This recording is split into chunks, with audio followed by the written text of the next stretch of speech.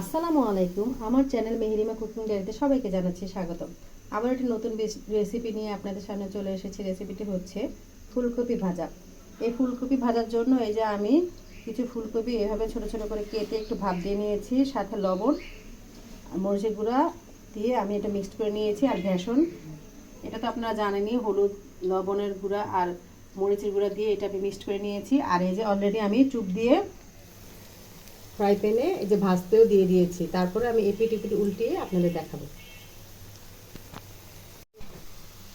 এই যে ফুলকপি ভাজাটা এক পিঠ হয়ে গেছে, আরেক পিঠ আমি উল্টিয়ে দিয়েছি। দেখেন বাদামি বর্ণের হয়ে ভাজা হয়ে গেছে। আর মাশাআল্লাহ, এটা দেখতে যেমন সুন্দর হয়েছে, খেতেও বেশ ভালো হয়েছে। আমার এই চ্যানেলে ভিডিওটি যদি ভালো লেগে থাকে অবশ্যই লাইক কমেন্ট শেয়ার করবেন, আমার চ্যানেলটিকে সাবস্ক্রাইব করবেন, আমার পেজটিকে ফলো দিবেন। আল্লাহ হাফেজ।